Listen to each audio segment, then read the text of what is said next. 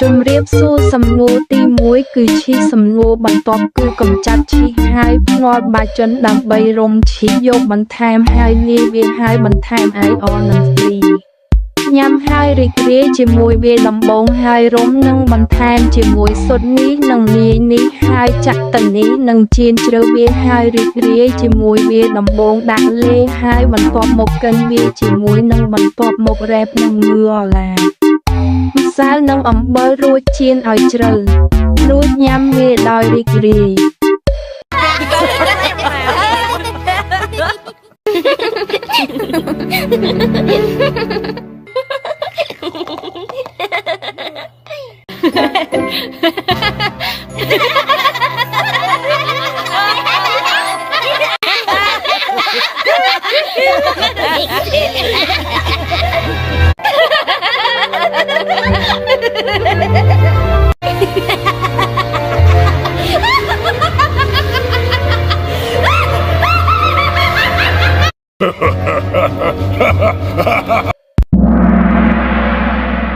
តើអ្នកនឹងញ៉ាំអាហារនេះទេ3 2 1ទៅ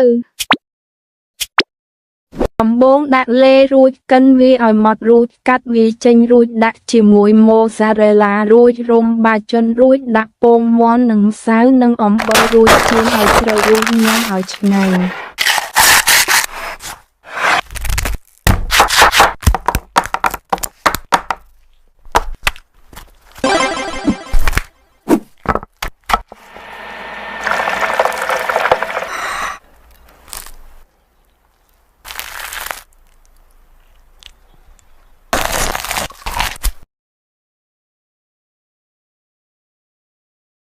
ដំបងដាក់ដុតលេរួចកិនវារួចកាត់វារួចយកចេញរួចបន្ថែមជាមួយម៉ូហ្សារ៉េឡា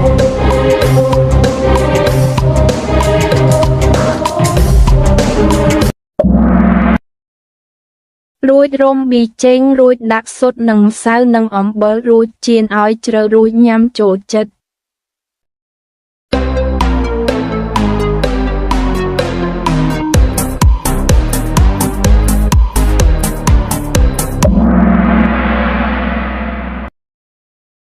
ដែលពេញចិត្តនឹងសំណួរអំពីធ្វើពុតដុតលេរួចហើយបុកវារួចកាត់វារួចយកវាចេញរួចបន្ថែមជាមួយម៉ូហ្សារ៉េឡារួចរំបាចុនរួចដាក់ពងមាន់ម្សៅនិងអំបិលរួចចៀនឲ្យជ្រៅរួចញ៉ាំឲ្យឆ្ងាញ់ហើយបន្ទាប់មកជុំបន្ទាប់គឺវូន